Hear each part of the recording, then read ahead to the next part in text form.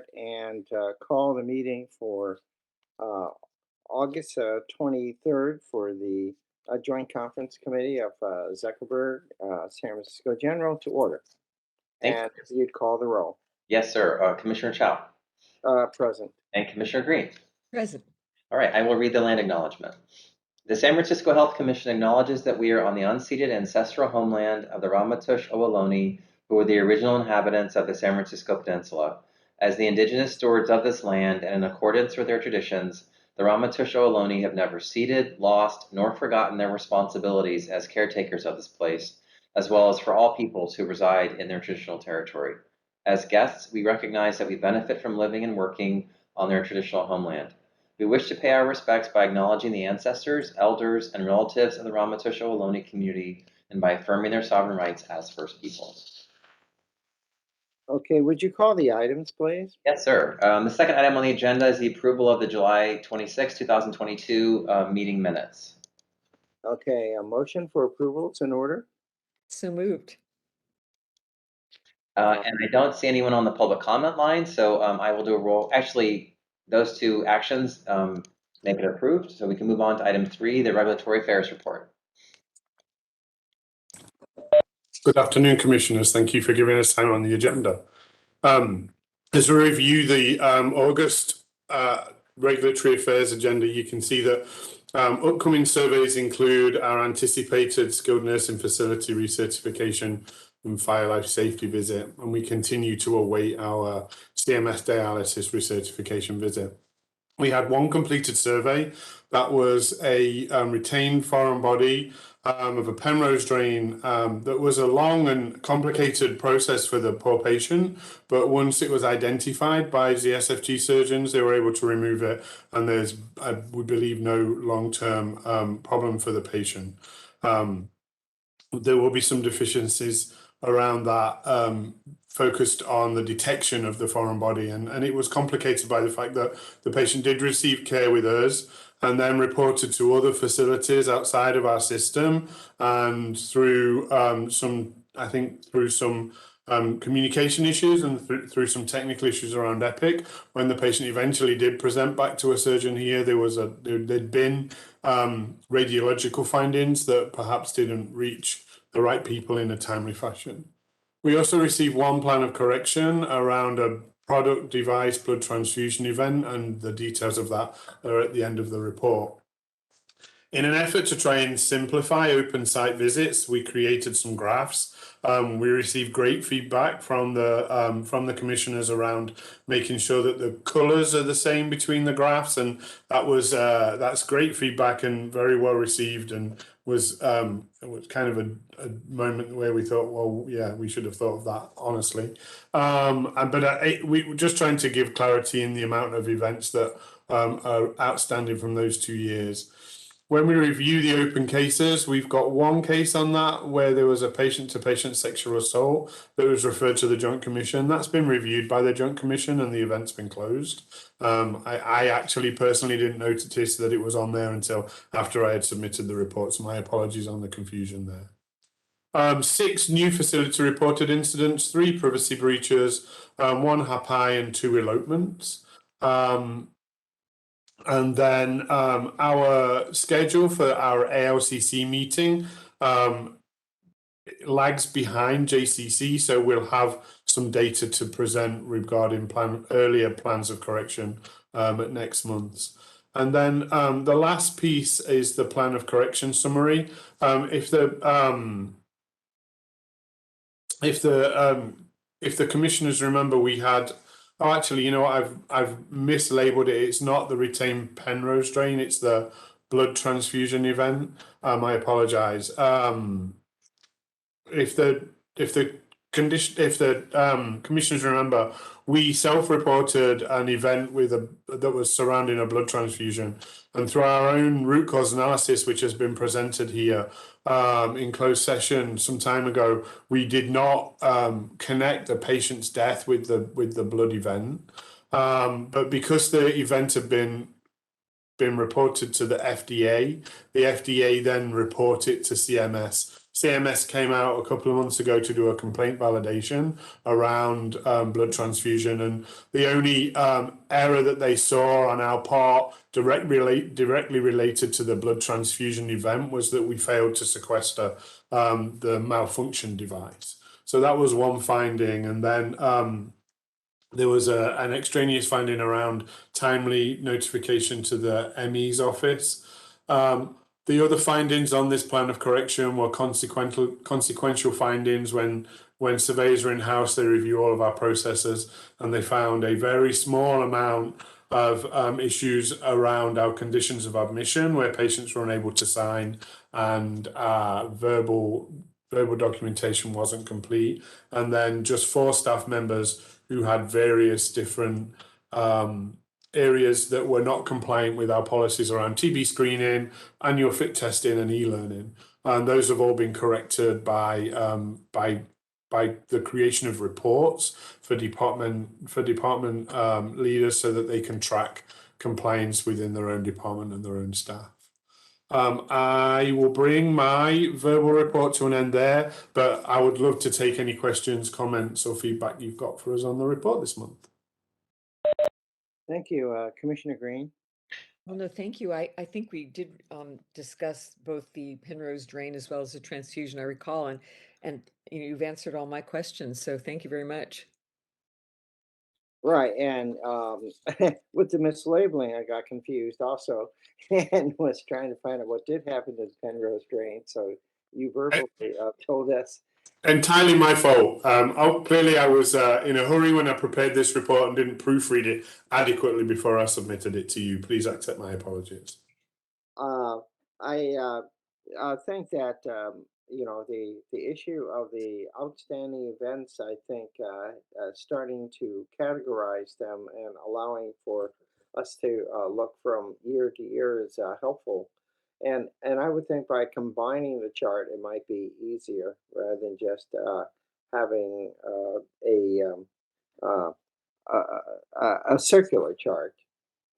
For which then you have to look at both, right? So if we could combine them, then we could really compare the 2020-21 a little easier. Certainly the colors help, but considering the size of the print, it's really hard to match the colors with the exact wheels. So I'm sure when it's blown up bigger, it's a little easier to see, but this really makes it hard to try to figure out what color goes where, especially when the numbers are so small. So it's great feedback, and on the screen as I created it in front of me on my desk, it's clearly much bigger than the sheet of paper in front of someone, which is so it's good feedback, and I will endeavor to look at different ways to graphically present the data that will be a little clearer and maybe show a year-to-year comparison too. okay, thank you. Mark, is there any public comment? Yes, there are now folks on the line. So folks on the line, if you'd like to make comment about item 3, the regulatory affairs report, please press *3 now. Again, *3 to raise your hand. No comments, commissioners. So thank you. If does anyone else have any comments in regards to this item, or if not, then we can go on to our next item. Sure. Item 4 is the ZSFG Chief Executive Officer's Report and Emergency Department Newsletter. Good afternoon, Commissioners. I'm pleased to present this report to you, and I wanted to call out a few things in the report. So first, you notice that monkeypox is highlighted fairly prominently in this report. And, it's just another opportunity for me to give a shout out to our vaccination team. So you have a photograph of Mirja Roca, who was speaking to a CNN reporter there. We've gotten a tremendous amount of media attention for our clinic. Fortunately, the lines that the media originally got attracted to have disappeared as we've been able to really understand best how to provide vaccine to folks efficiently. and as we've had more vaccine available. And I also want to credit Dr. Day for his leadership and Dr. Winston for being an amazing consultant in all of these infectious disease topics that we're dealing with. With respect to the data, you can see on the COVID positive patients, you can see the sixth surge definitely coming down. We're seeing that in our patient population. We're also seeing it as you later in the report reflected in our occupational health numbers, which are coming down nicely as well. Fortunately, as it makes it a lot easier to staff the hospital when we have fewer people out with COVID.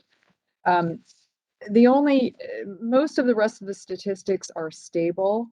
I think the thing that I wanted to call out is the lower level of care days. Those are still quite high. And we are very involved with the network in a variety of ways, looking at data, bringing together people in ways that we really haven't done as well before. Some of it is because of the situation with Laguna Honda, but really, both with Laguna Honda, with our behavioral health partners and with the folks we have in the hospital, we're looking very carefully at the data we have and figuring out, how we can best respond to this. I will say that even though Laguna Honda has effectively been closed to us for admissions for at least 6 months and will continue to be, we've been able to hold a lid on the number of patients waiting, especially who are waiting for skilled nursing facilities. And that's due to the ingenuity and creativity of our team. And then just as a segue into the HR report, I wanted to call out a very nice photograph of our ENTP training program in the emergency department report. This is really the main strategy for us for the future, is bringing in people who who don't necessarily have the skills at the outset to work in the emergency department, but who we bring along with us. And these folks are able to, function as independent nurses. And what we've seen over time, independent nurses in the ED, and what we've seen over time is the people we bring in through the training programs are really the people who stay with us over time. So we have a program of continual ED training programs. And this is a very nice picture of the folks who are in there now. We also note that we have 2 new travel RNs. So the ED has really been the most challenging place for us to staff, in spite of the amazing work we have going on with the HR team. But I wanted to call this photograph out to you because it's really the way we're bringing people not just into the ED, but the other very challenging places to staff in the hospital, like critical care. And even med-surg as well. So I think I'll stop there and see what questions you have on the report or anything else. Thank you. Mark, you want to check for public comment? Yes, sir. First on the line, if you'd like to make a comment on item 4, the CEO report, please let us know by pressing *3.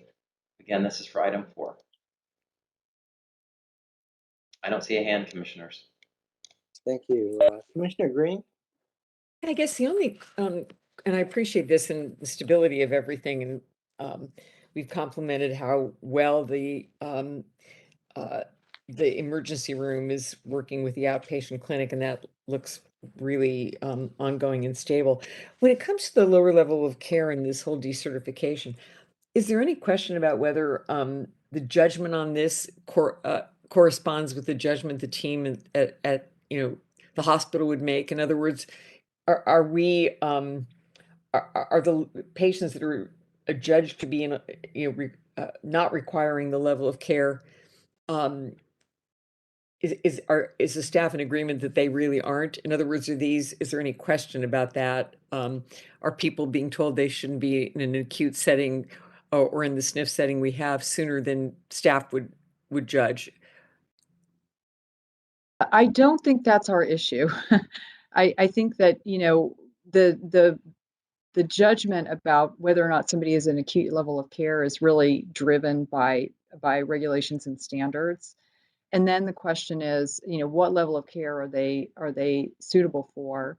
And I think our team really makes every effort to look for appropriate discharge options. And Mm. even though skilled nursing is generally the category of patient that's most common among those in the lower level group for any given day, I know that because of the limited options for folks, our particularly our complex care team within the Department of Care Coordination is really looking for every kind of option there is. So could the person be discharged to home with services? What services specifically do they need in order to get home? They're just working, really hard to try to make sure we can get people the right level of care with everything they need, and it's hard to do. A lot of our folks need more resources than the average person, I think, coming out of a hospital in order to be served. But I don't. I think we. I think does that answer your question, Dr. Reen? Yeah, I mean, what struck me when we were doing the analysis at Laguna Honda is how many beds weren't available to not just Medi-Cal but Medicare, and that's on the SNF side. And it was daunting. It was like 1,690 beds, and 17 were available, 2 for Medi-Cal. So the challenges you face are quite significant, and I just don't know how any institution is able to handle that when there's such a bottleneck and so few options. Right. There are a few options, and that just speaks to the ingenuity and creativity of our team. And the need for the network too to really put its head together around this, because we can create some of the resources we need. We can contract for some of those resources that are the most challenging. And it's great to be working together on that, on those things. Thank you.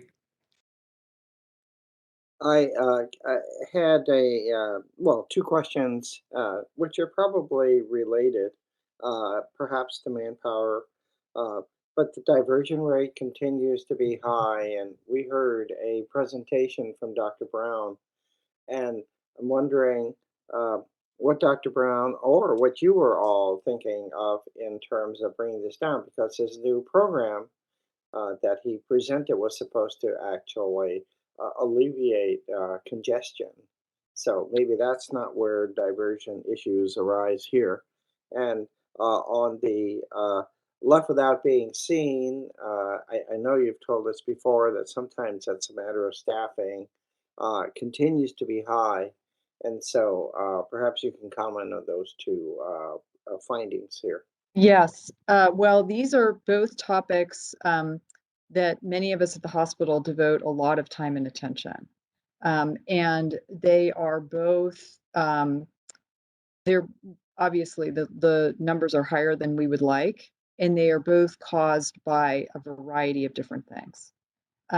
So just getting to the point of staffing, that is clearly a driver for both of these things. And what we see on the days when our diversion rates are low, meaning low, less than 40%, it's also likely the case that the left without being seen rate is low, and that we have good staffing on that day. So, for example, on holidays where we pay people time and a half to work, we almost always see good trends in these numbers. Yeah.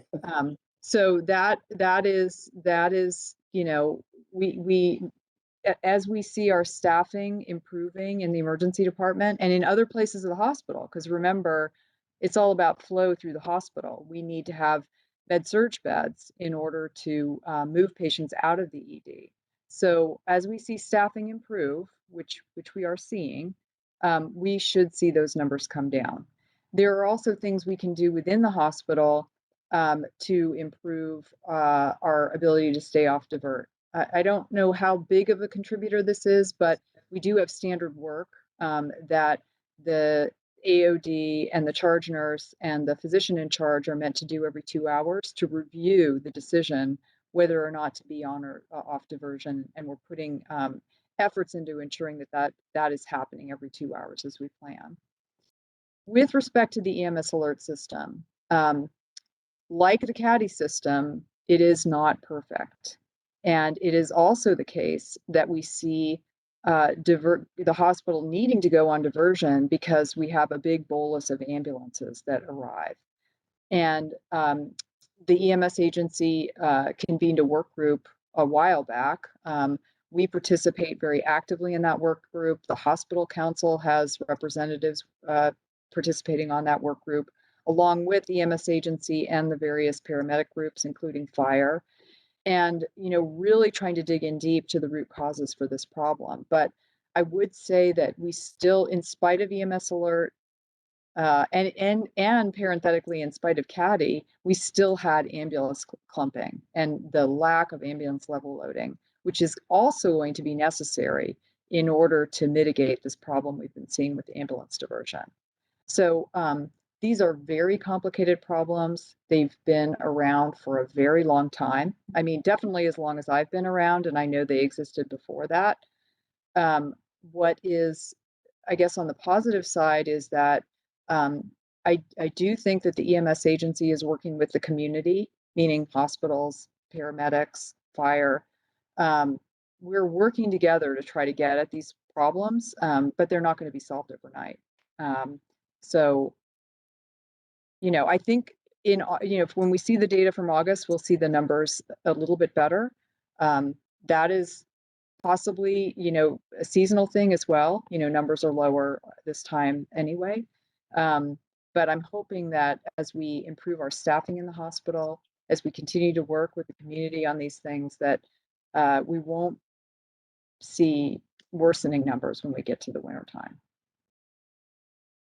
So that was a long answer, Dr. Chow. Sorry, but it's something that we give a lot of time and attention to thinking about and working on here. Well, no, I know it certainly has been a question going way back, and it has not been helped, of course, and with the fact that the challenge in HR trying to fill the ER slots and all have continued to be present. And it looks like, as you say, hopefully this is going to be improved. We can talk about that when we get there. It's it would just seem like so many people leaving, that is up to nearly 8%, is perhaps something that whether that might also be whether urgent care needs more people. Are they leaving because they have to wait too long, or what? I think might be the other aspect to uh, uh, see whether, of course, that those are leaving, I guess, from the ER, aren't they? And that's even more serious. Right. So these are people, well, it's not 100%, but it's almost always the case that these leave without being seen numbers do not include people who were referred to urgent care. Sometimes those patients get included, but they're not meant to be. So these are people who, in spite of urgent care taking, quite a number, I mean, we can see them in the statistics here, taking quite a number of patients from the triage area in the ED. These are people who leave anyway. So I can say two things about that. One is that in addition to the staffing issues that we're working on, we are studying the flow from the front door to the back to see if there's things we can do. There's actually we're moving the triage, because right now, since COVID, the triage providers have been out in the hallway. We're moving them back into the room. That will hopefully help some of the flow. We're also working, the BERT team is working to focus more of its attention on the waiting room, which I think is going to be very useful, because a lot of people get frustrated with their wait times and they leave.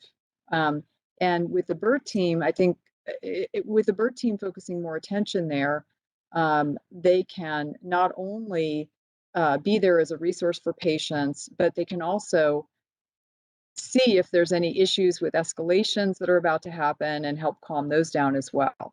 So I'm very hopeful that the BERT team, now that it has, it's having more resources with time, and now that they're 24/7, that they can be helpful in this instance as well. And we'll obviously be looking at that and studying it. Okay, so I think this would be an area to actually keep our eyes on because I mean, even more than diversion, because those people got to care somewhere.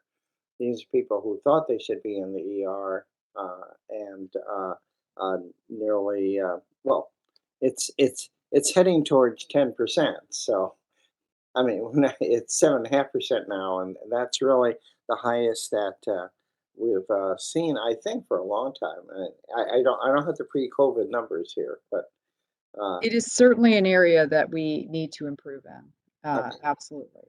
So maybe you can give us a progress on how that is going, and we I think need to keep our eye on that because those are presumably people who arrived and needed some care. So Yes, indeed. Thank you for bringing that up, Dr. Chow.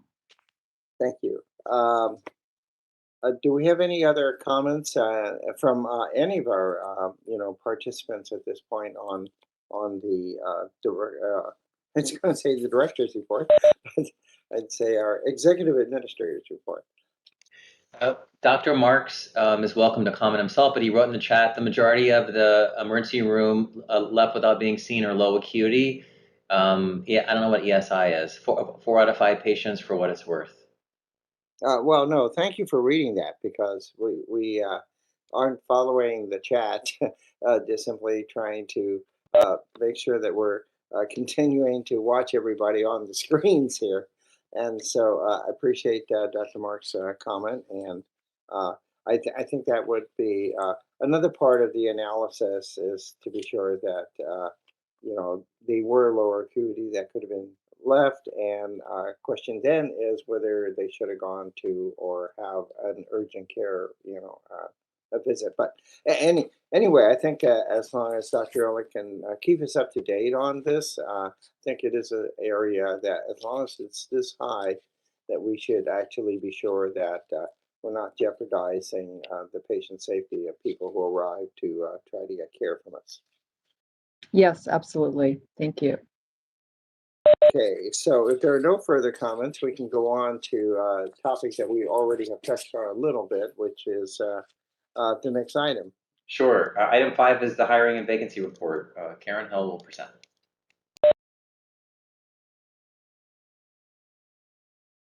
Hi, good afternoon, commissioners. Can you hear me okay? It's really Yeah, low. loud and clear. Yeah. 1 second. It's hard for me to hear.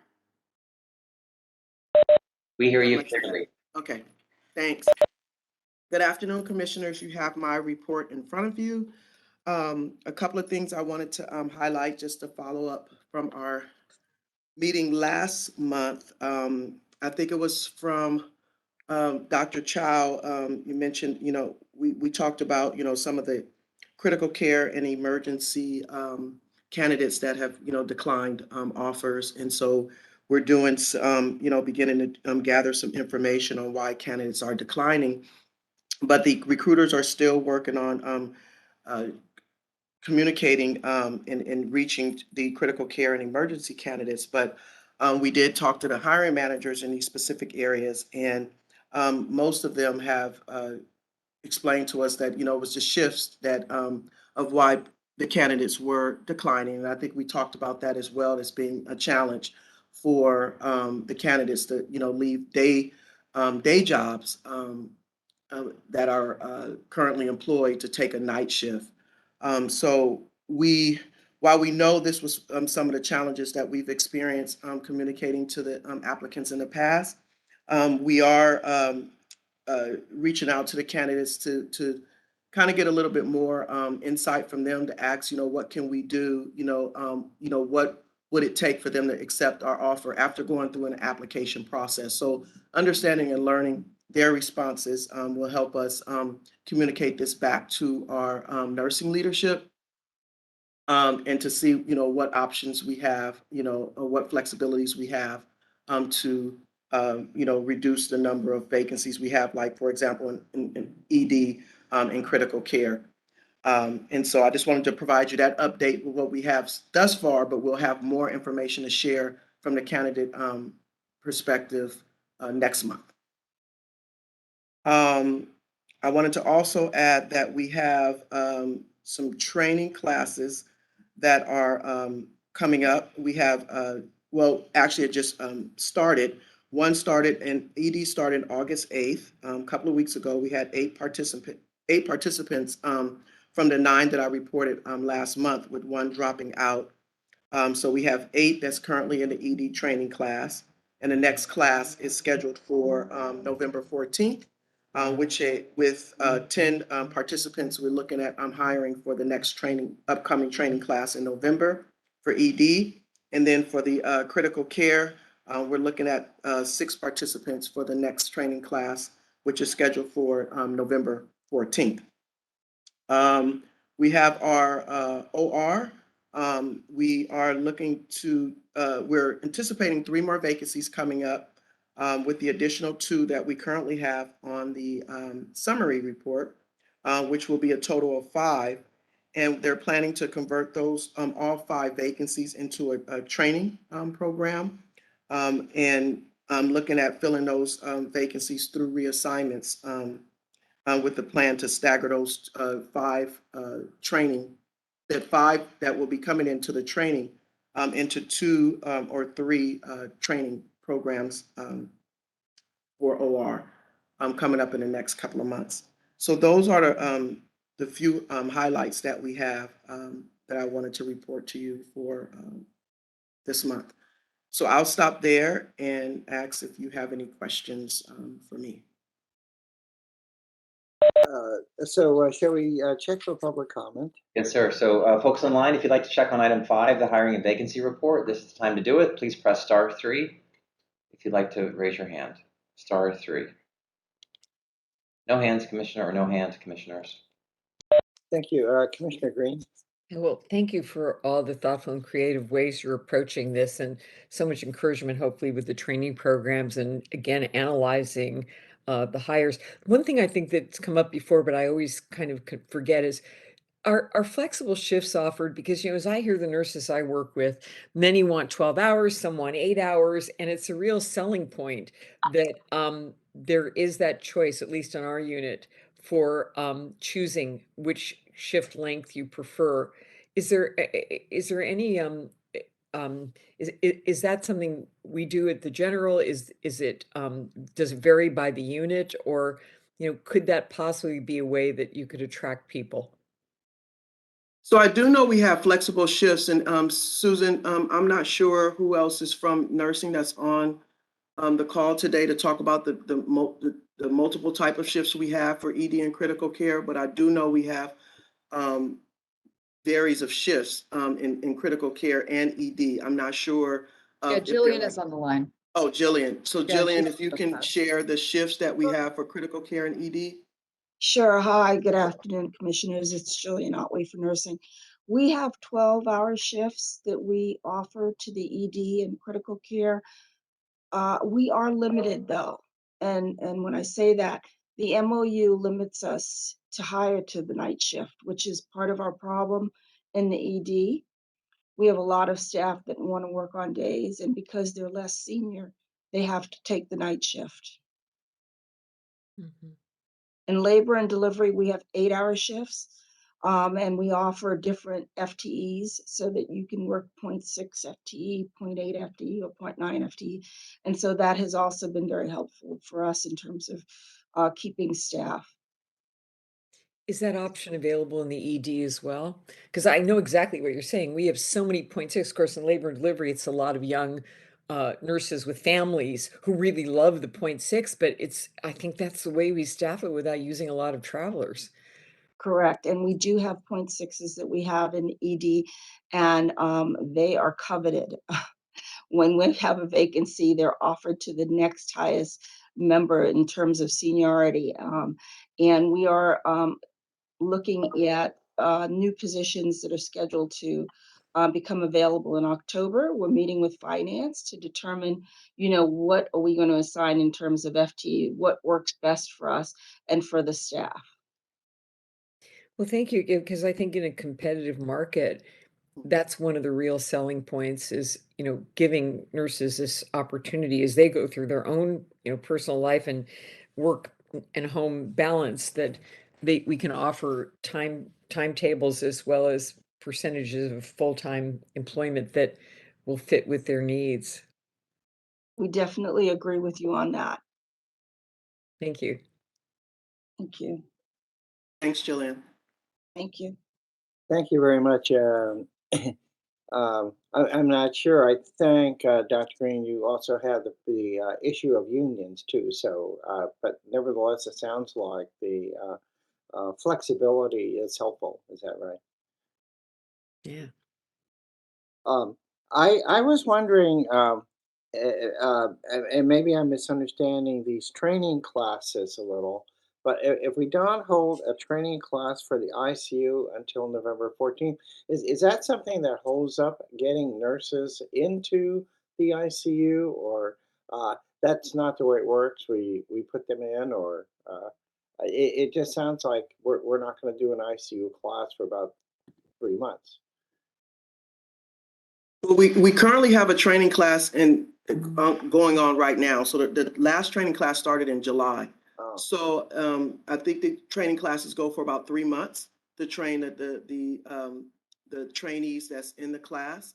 And then so the next one is scheduled for when that class ends, and they will hire.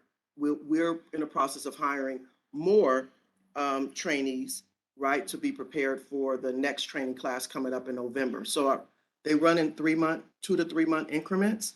So the June report showed a training class starting for critical care in July. And I believe it was maybe July 8th, somewhere around there, that we have our the last training class. But do we lose time in filling positions by having only sequential classes rather than having more classes through the months so that people can complete their 90-day without just being on the quarter system?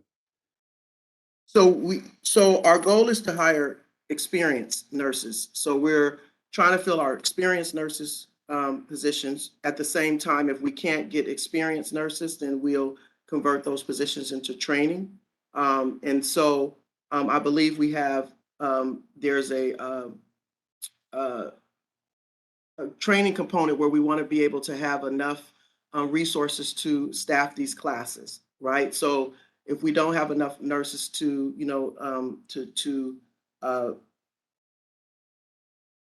pretty much to pretty much be the preceptors for these training classes, we have to space them out.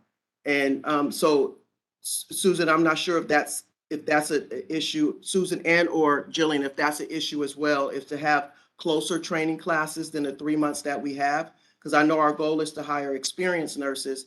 And then if we can't get the experienced nurses, we'll convert the positions from experience to training, but then it's based on the resources that we have to train to actually begin a training class and to start the training of those new hires that we hired for that training program. Is that accurate, Susan and Jillian? Go ahead, Yeah. Jillian. You Oh, I can. was going to say, Karen, you are correct. Commissioner Chow, it's dependent upon the preceptors that we have available in the areas, as well as the experience that we want to be able to provide the new grad orientee versus the experienced orientee. Obviously, someone coming to us with experience requires less training, and so we're able to turn that person around a lot faster than we would individual that's a new grad. Or has limited training in the area. Again, a lot of our feeders for the ICU and the ED though tend to be med surg, which is great because again, it's a professional growth opportunity for the staff that we hire into med surg. Usually after a year or two, they want to go to the ICU and the ED, and so we're able to retain them. So that's also a plus for us. I guess if you're a trainee, you actually are on the payroll then, is that right? Oh, So yes. we brought them on and they're really part of the family and they're Yes. training and they're not going to walk off. No. No. And, No. we are very invested in, and again, providing them with the best training opportunities and experiences. We also have been very helpful in terms of, or lucky in terms of being able to recruit students that have done their internships with us. So, usually their last semester or so, they will do a concentrated study and focus of study in an area. And we've been able to recruit them once they have graduated. Well, very, very good. I mean, it's a very complex topic. It helps to understand all the ramifications even better at this point. And I remember that you had said that often we are having experienced people out of med surge that are coming into these, which is, of course, a plus. And I appreciate the response here in terms of also that thought about whether or not we should have more classes. But it certainly sounds like you're trying to do the best that we can with the resources that we have, and which are very skilled, but of course limited. I guess if you're spending more time precepting, you're not able to really be uh, uh, delivering care. So that's Right. quite a balance, right? Yes. So, Commissioner Green, any other questions or anybody else would like to also add to this conversation? I guess I had one that crossed my mind, which is, as you talked about retention and having the nurses training in different areas, one of the real I think dissatisfiers where I work is the lack of time and compensation for continuing education.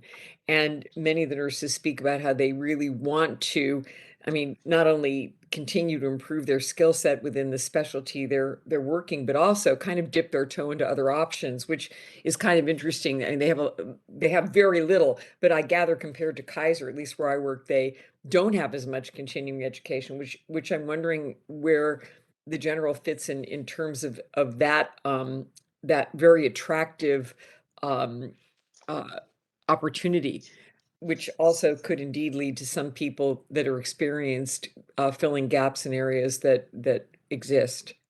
So as part of our contract, all of the staff, nursing staff, have 40 hours of education pay. So usually they, again, can use that for classes, CE classes. And we actually just recently revamped our reimbursement system so that we can make it a lot easier for them to be reimbursed for classes that they take. In addition to that, we feel really good about the programs that we provide in terms of ongoing education. So we have an annual update that is done in all of the areas. Uh, Usually it's around 1 to 2 days. It depends on the content. And I know in my area and the birth center, the clinical nurse specialist actually does simulation, and as well as we do focused areas uh, of study with the team. So, we may be doing postpartum hemorrhage. We may be doing C-section OR training. It depends on, what we feel we need to do a focus on. And so I think, again, we have a really rich, robust um, annual education program, as well as they have up to 40 hours that they can use outside of the hospital and be paid for um, attending classes. That's really wonderful. Do you know how that number of hours compares to the market at all the other competitors for staff? I actually don't. I don't know, what Kaiser or UC offers. So I wouldn't be able to answer that. I know it's better than Sutter, just from what you said, but that's wonderful. I really appreciate that. And that makes such a difference to staff.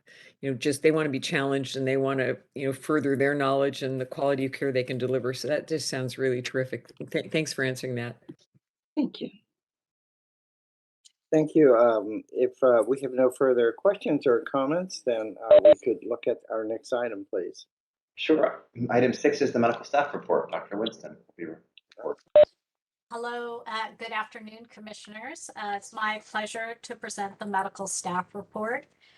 So the first item is the clinical service report for the neurology service that was given by Dr. Claude Hemphill at our leadership MEC. And he gave a really outstanding and comprehensive presentation. One of the things that he highlighted was the ability of the department to eliminate duty hours violations for their residents, which had been a problem and was a real priority.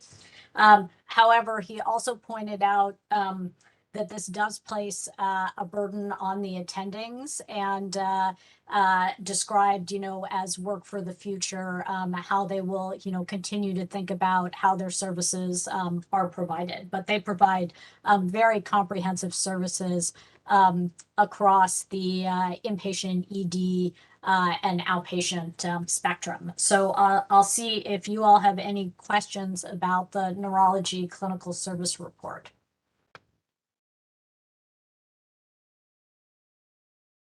I think, Commissioner Green, did you have any comments on this very extensive report? Well, I mean, the breadth of responsibility in the neurology service is incredible. And I was very impressed by what I read. And it is a huge challenge with resident hours, I know. And it's remarkable, especially in a field that has so many patients with evolving issues, that they're able to accomplish what they have. So I really didn't have any questions. Thank you. So then we had two items for your consideration for action. So the first one is the neurology rules and regulations that were updated, per our usual protocol. They're updated the same month the service report is presented, or sometimes it's the next month. So Dr. Chow, I'm going to apologize again. Both the person from the medical staff office who's in charge of this and I are very sorry. So what happened is that, we always want, when the chief is updating their rules and regulations, for them to have the most updated, and approved copy that they're starting from. And it should be a clean copy. But unfortunately, what was forwarded to the chief of service was the most updated copy, but it wasn't a clean copy. It had the revisions that had happened 2 years ago, the last time we approved it. And because of that, it was, when you looked at the version with the track changes, it was very difficult to read because you couldn't obviously distinguish what changes were from the last version and what changes were from this version. So just for this month, we only have for you the summary of the changes, which were not extensive. But we have changed our standard work such that in the future, we'll make sure that the chiefs are getting a clean copy of their reports. And so we will be giving you both the red line version with track changes and the summary report. But I think you do have the summary, and happy to try to answer any questions you might have about those changes, which were fairly minor. Shirley, Mark, should we look for public comment before we go on to discussion? Yes, sure. A person on the line, if you'd like to make comment on item 6, the medical staff report, please press *3 now to raise your hand. Again, *3. All right, there's no hand up, commissioners. Okay, Commissioner Green, any comments? No, I mean, this was all very clear. And I guess the only question, and it was alluded to in the report, is are the attendings, our fallback in many instances as it relates to the hours and the residents' time limitations. Is the morale among the attendings good? In other words, it's hard to not know when you're going to end up doing. I read in there that they have to write some of the things you'd expect the fellow to do or the intern to do. Is it working out? It was hard to tell as I read through this. Yes, so Dr. Hempel did point out that there are, so what I would say is the neurology department has a wonderful esprit de corps. They have a very committed and talented faculty, and I think they love working here. But I do think that they are looking forward to Dr. Hemphill working with them on ways to make things more predictable.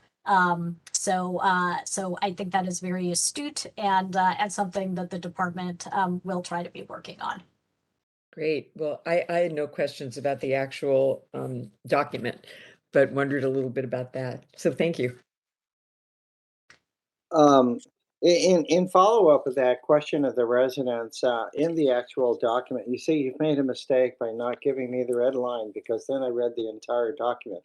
But, but again, was impressed with the, complexity of a teaching service at a very, busy hospital, and dealing with all the multiple levels of training, and how we're instructing all the people how to be part of this training program, whether they're the instructors or the trainees. So it was a very nice refresher. But talking about the resident problem, was on page 20. It said that if there was a problem under your 3-point B, um, it said then Jeopardy would be activated.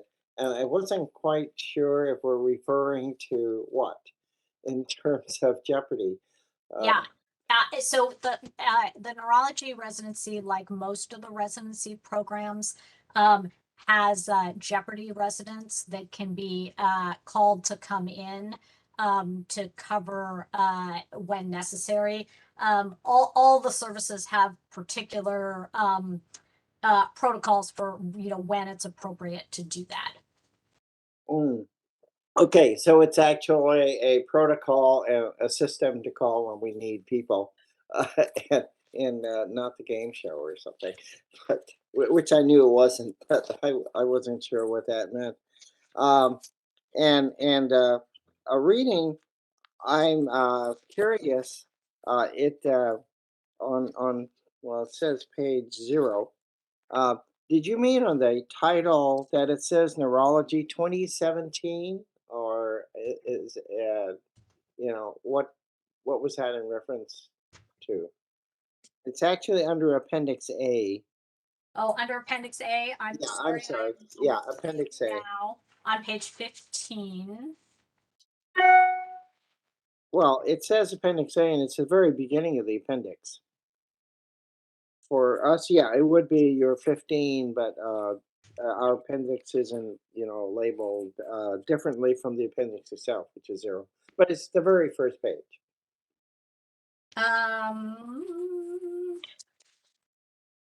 Oh, sorry, on page, are you talking about, sorry, what's the item in question, Dr. Chow? I'm sorry, I'm not sure I'm on the Okay. same page you are. No, it's a small problem. Appendix A is labeled as privilege form, and then it says neurology and 2017. Hmm, hmm. It's right up on top after you look at. Yes, so this is their, so these are their current privileges, and when they were most recently updated. So this is their current privilege form. Okay, and it is the 2017 privilege form, or I will confirm that that is the correct date. And I can get back to you on that. But I believe that their privileges have been fairly stable. And so they have likely been reviewed, but they may not have been updated. But I will check on that. I can get back to Mark. oh, okay, yeah, no, it's not critical, but it's just you see, if you have us reading this.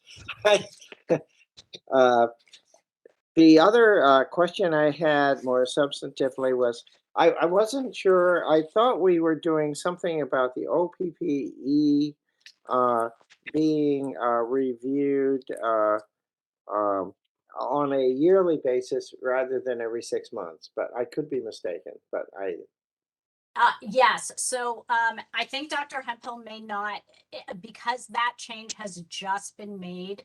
I think when Dr. Hemphill was updating the rules and regs, he may not have been aware of that. So that should go into effect. But you're quite correct, and that's a change that we have just made. Okay, is there a need to update this then? Because this is an August 8th statement. It's- Yes, I will ask Dr. Hemphill to update the OPPE frequency to every 12 months. Okay, yeah, that's on page 16, the way the document is numbered. A very small point, but one that I always watch for is the difference of the use of the word principal with LE and principal with AL. And I think that on page 9, under the neurocritical care fellow, this happens if I'm reading, see. So if, if we had the red line, it might not have shown up. But the word principal, I think you really mean that ZSFG is the principal AL teaching institution. Yes. I will, since I'm going to reach out to Dr. Hemphill about those other corrections, I will definitely reach out to him about that. Okay, I'm sorry to be so nitpicky, just merely because I read the documents. So I think that you know that's the sum of what again as I say impressive as to how all our services are organized and how carefully we are writing it out. I remember in my day many years ago, sorry to say, over a half century. Uh, uh, when I was chief resident, we certainly didn't have anything like this to deal with in our hospital. So it's really well thought out. Thank you. Thank you for that close reading and those detailed comments. I greatly appreciate it. And we will get those corrected. Okay. If we have no other comments, then we could entertain, or let's Oh, entertain. I'm so sorry. We do have one more item. Oh, If it's okay, we have one standardized procedure. sure. That's right. Yeah, that had a couple of updates. Yes. So, so the emergency department already has an existing, as you might expect, a standardized procedure for their RNs for chest pain.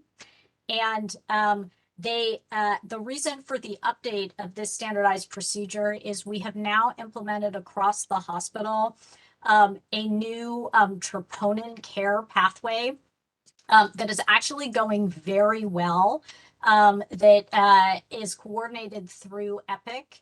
And basically, when you order the pathway, it will you will get feedback based on the levels that you get back, how many more troponin levels need to be drawn, and what the timing should be. And so the protocol was updated to indicate that rather than just ordering the troponin, that as a lab test, that the nurses could, or rather than just initiating drawing a troponin for patients who had chest pain, that they will now be drawing it according to the troponin care pathway. And then there were a couple of other minor updates that were made, taking the opportunity to update some formatting. Okay. Commissioner Green, any questions on? No, not on that. Thank you. Okay, so I think we're ready for a motion for approval, and I think we could do it for all of the suggested rules, regulations, and standardized procedures. So moved. And I would second that. So that those two actions are your motions anyway, allow for an action, and everything on the action list is approved. We can move on to item 7, other business. First one on is also an opportunity for you to make comment if you'd like to for other business, item 7. Okay, seeing no hands or hearing any comments from the commissioners, we can go on to public comment. Item 8. Person on the line, this is the time to make comment about something that's not on the agenda. So topics are not listed on the agenda. All right, no hand. So commissioners, we are now at a consideration for closed session. Commissioners, Commissioner, shall we have a motion for closed session? Move to go into closed session. And I would second that. Great. Give me 30 seconds. Person on the line, we will be back while we're in closed session. You won't be able to see or hear us, just for you to know, but the group will come back after they do their business. Thanks.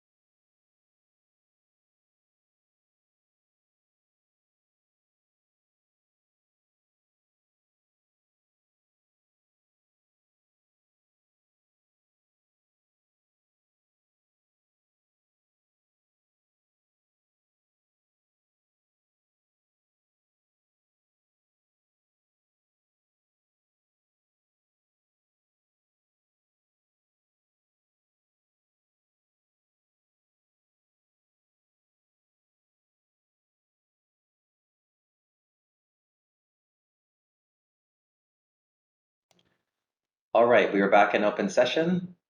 Commissioners, please consider a motion to disclose or not disclose discussions held in closed session. Move not to disclose. And I would second that. Great, and now we are and that's an action because there's 2 commissioners in the meeting. Please let us know if you would like to adjourn by making motions. Move to adjourn. Well, okay. I will.